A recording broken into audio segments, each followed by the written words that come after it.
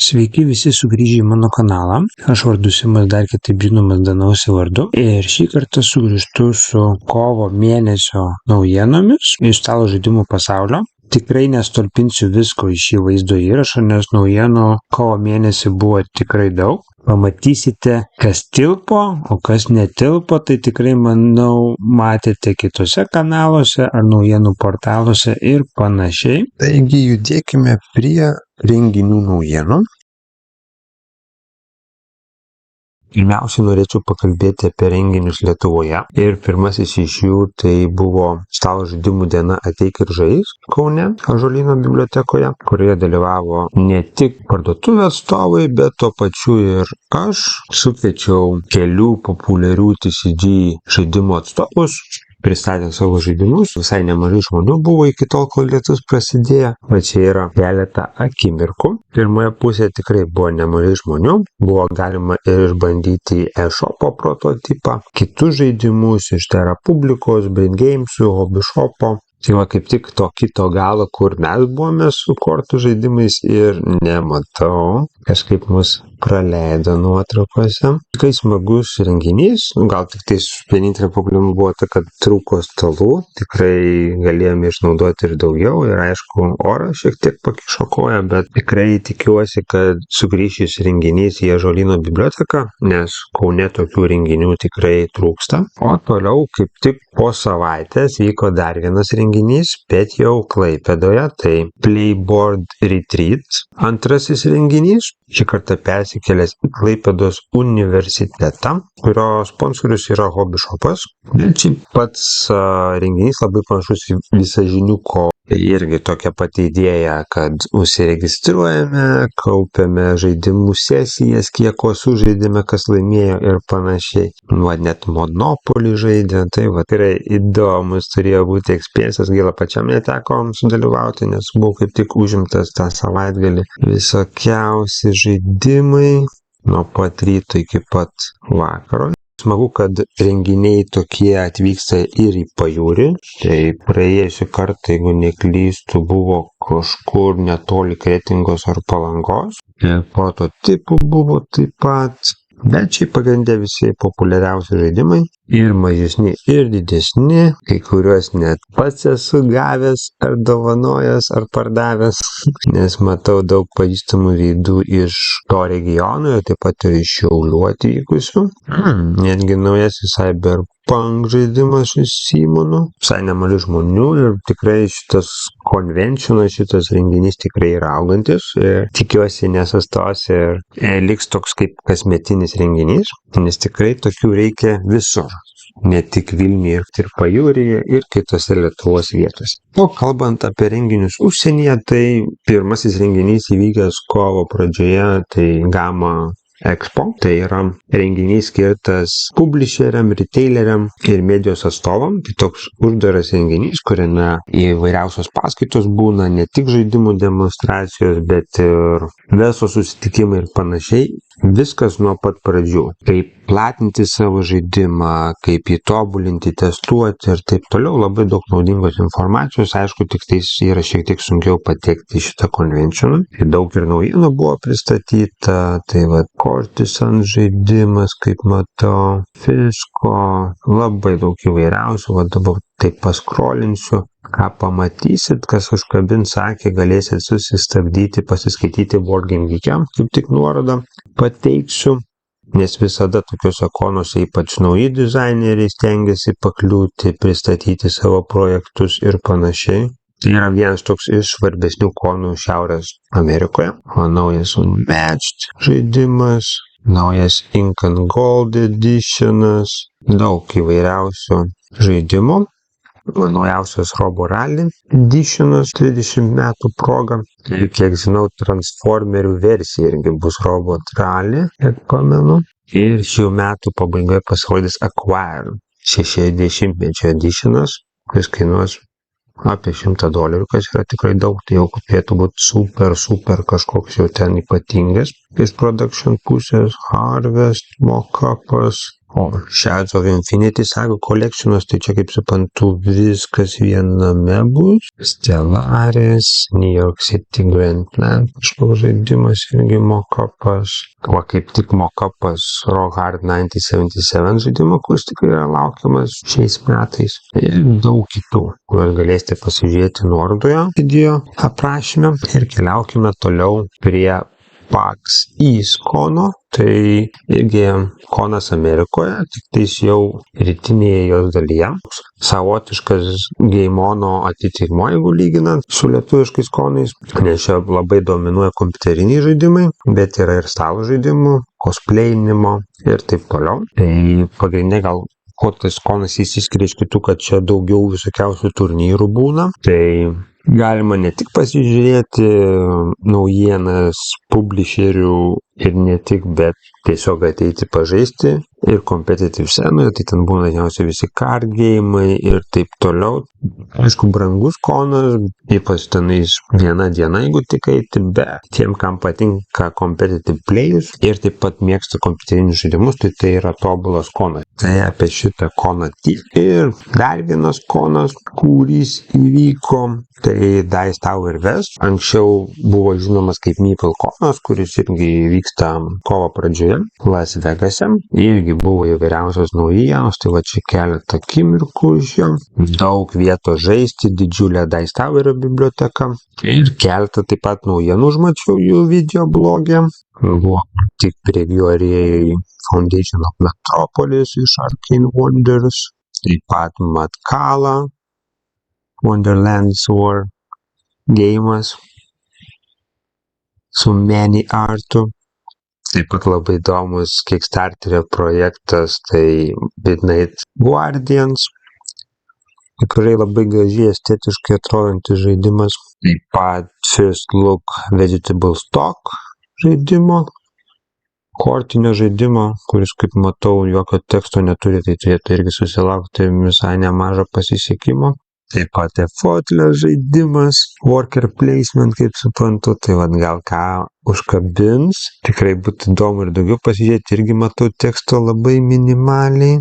Ir taip pat atvažiuoja dizaineriai ir ne tik iš Šiaurės Amerikos, tai va kaip tik prancūzų dizaineriai su savo keliais žaidimais. Kuris irgi pristato, tai čia kiek pamenu, jis jo Turing Machine dizaineris, tai va Temple Code pristato žaidimą, deduction tipo ir taip pat Chronologic. Tai irgi galbūt kažką sudomins, tikrai yra ką veikti.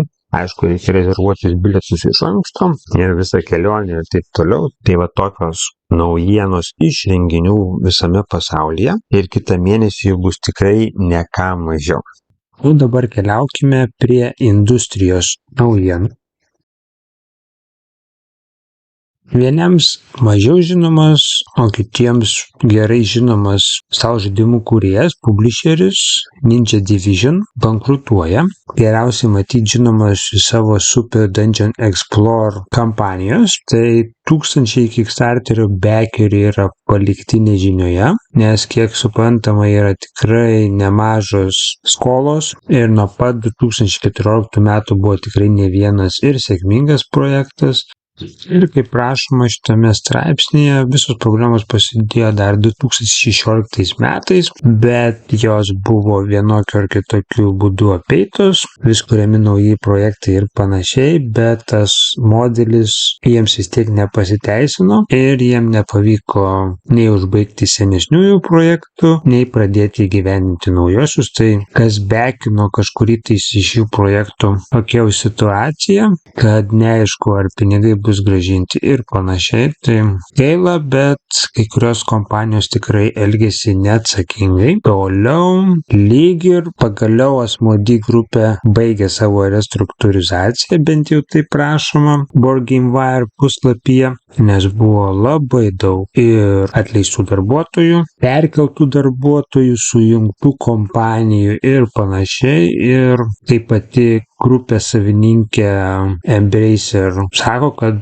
jau turėtų viskas susifokusuoti jau į pačių žaidimų kūrimą ir jie niekur nesiruošia nei to verslo parduoti, o tęsti ir stiprinti savo pozicijas. Tai iš tikrųjų matysime, manau, gal po kokių 2-3 metų, kaip jiems sekasi ir ar jiems pavyksta įgyvendinti savus tikslus. Toliau dar viena žinia, kuri irgi susijusi su Asmodee grupe, kad anksčiau jie buvo, man atrodo, prieš metus ar pusantrų įsigijo Miniature Marketą ir turėjo savo vos ne kaip vieną iš pagrindinių distributorių partnerių Jungtinėse Amerikos valstijose, o dabar buvę 2 ilgamečiai Asmodee vadybininkai perpirko Miniature Market shopą ir visą centrą. Tai, manau, tikrai stiprins savo pozicijas. Ir žiūrėsime, kaip seksis. Aš tikiuosi gerų sprendimų. Aišku, iš šitų ilgamečių vadybininkų jie tikrai žino, ką daro. Ir paskutinė industrijos naujiena tai, kad Codenames publisheris čia Games Edition, aišku, dar žinomas iš Lost Ruins of Arnak, True Ages ir taip toliau, po 17 metų naudojimo įsigijo pilnai ir dabar pilnai kontroliuos gamyklą, kurioje gamina didžiąją dalį savo produkcijos. Tai labai geras sprendimas, tai manau, jiem ilgalaikiai perspektyvų leis ir uždirbti daugiau pinigų. Ir aišku, uždirbti pinigų ne tik iš savo gaminamų žaidimų, bet ir iš kitų užsakymų, nes kaip rašo šitame straipsnėje, kad 70% gamyklos pajėgumų jie išnaudoja, bet kitus 30% naudoja kažkas kitas, tai irgi bus kaip papildomos pajamos, ypač tuo, kad labai iš niekur iš esmės atsirado paklausa Yutori Woodo, to naujo materialo, ką jie panaudojo Kutnahoro žaidimui, tai manau iš to jie pasieks dar geresnį rezultatą. Tai tikrai sveikinu CG, kad jie tai padarė. Tokios industrijos naujienos. O dabar keliaukime prie crowdfundingo naujienų.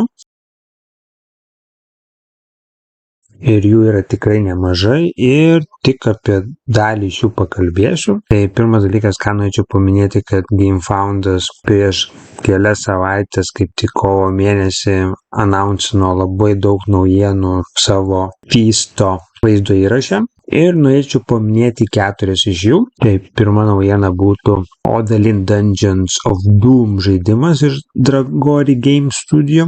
Tai Dungeon Crawler žaidimas, kuris vyksta unikaliame tamsios dykumos pasaulyje, tinkantis nuo 1 iki 4 žaidėjų.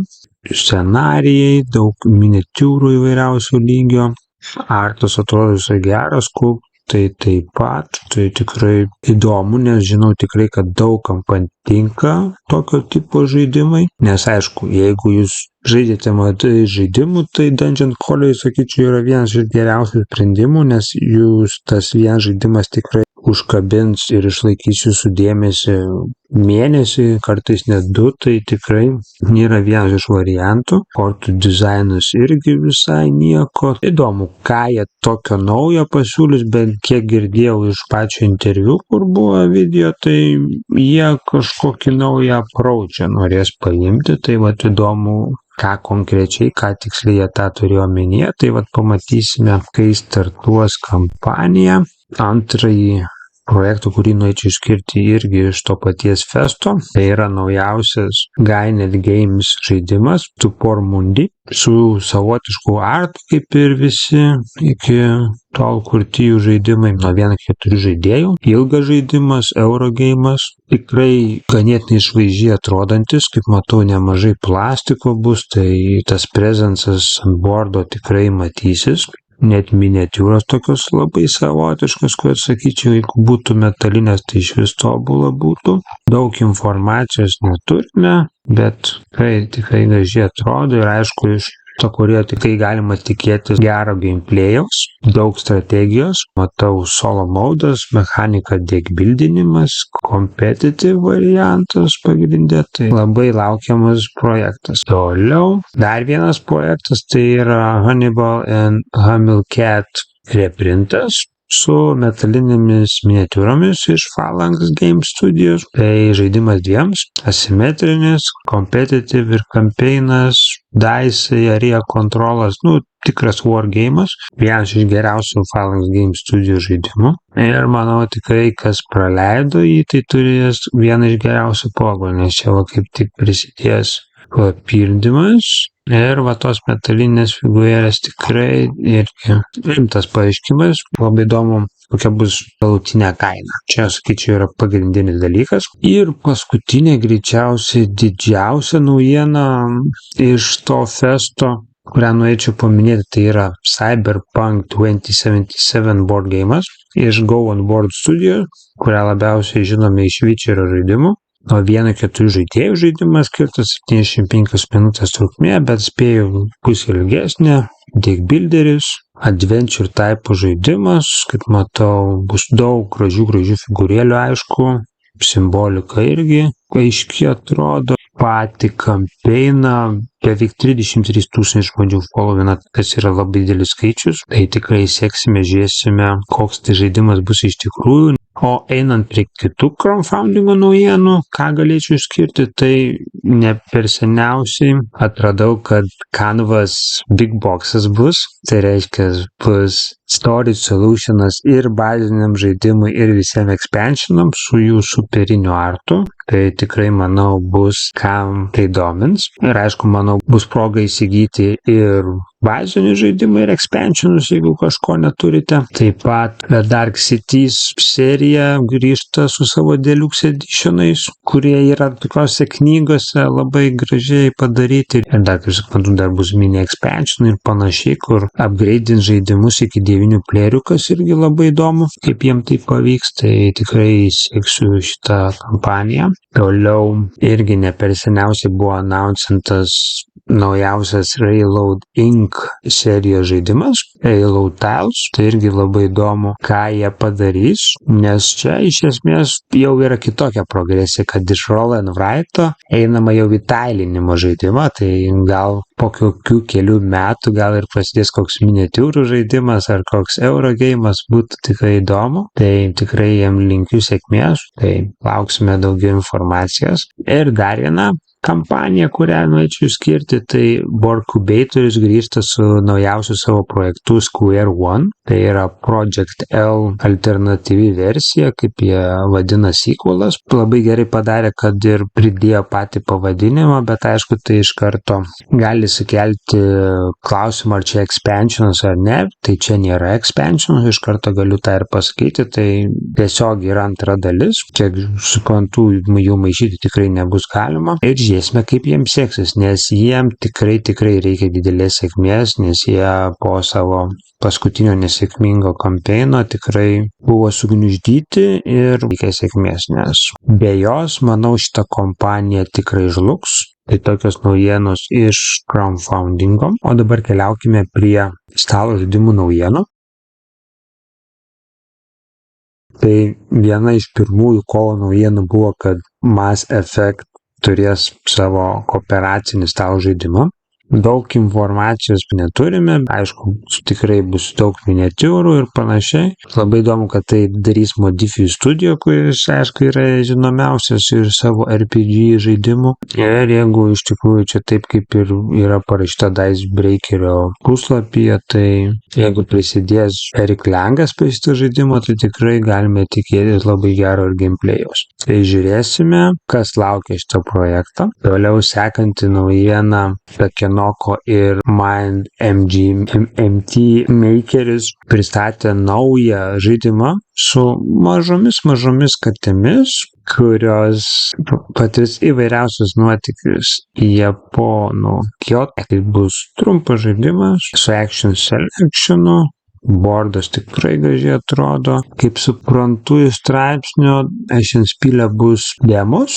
Įdomiausia, koks tas competitive gameplay bus. Toliau dar viena labai įdomi naujiena, kad Disney Lorcaną su savo naujoju setu taip pat introducins ir comparative mode šitam labai populiariam TCG žaidimui, kuriame bus galima keliese kovoti prieš Uršulą. Tai labai įdomu, kaip matau, naujas setas išleistas bus gegužės mėnesį ir po truputį iki gegužės pabaigos turėtų pasiekti visas pagrindinės rinkas, kainuoti apie $60. Tai vat labai įdomu, koks tas gameplayus bus, kiek žaidėjų galės žaisti, nes labai tikslios info neturime, bent jau iš šito straipsnio, gal jau kažkas naujo pasirodė. Taip pat keliaujant prie tokių expansionų, alternatyvų, tai Star Wars Villainous savo naujausią Expandalone išleidžia šiais metais. Šis naujausias Expandalone turės du mums gerai žinomus veikėjus, tai yra Darth Maul ir Captain Phasma. Tikrai laukiu šito expansiono, to pačiu ir Standalone, nes visi man patiko, kokie yra išleisti. Tai vat įdomu, kokį įdomų twistą padarys, kaip tos figūrėlės jo atrodys, kurios jos reprezentuoja. Ir šis papildymas ir to pačiu Standalone 2 bus išleistas pradžiai Targeto parduotuvėse birželio mėnesį, o paskui pasirodys ir kitur. Ir keliaujant toliau prie papildymų, pagaliau Fantasy Flight Games announcino naują expansioną Unfathomable žaidimui. Labai laukiu jo. Tai yra From the Abyss, kur mums duos ne tik naujus veikėjus,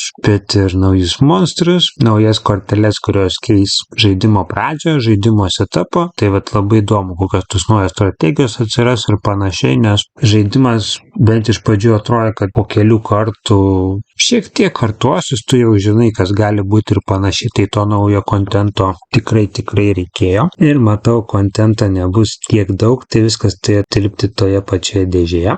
Bet aišku, lyginant su Mage Knighto naujausiu papildymu, kuris buvo announcintas, tas papildymas bus gerokai mažesnis, o čia bus didžiulis, kuris pasirodys 2025 metų pradžioje. Tai dabar net to Ultimate Edition prasmė nežinau kokia, gal kažkada bus Ultimate Editionas ar kažkas tokio. Tikrai manau, daug kas laukia šito papildymo. Tikrai žinau ir tokių, kurie jau viską yra žaidę ir jiem naujas kontentas bus tai geriausia šio meto naujiena. Taip. Ir paskutinė tokia rimta naujiena iš čia Game Studios norėčiau pašėrinti, tai jie announcino naują žaidimą kovo pabaigoje, kuris vadinasi SETI Search for Extraterrestrial Intelligence. Tai ieškosime ateivių.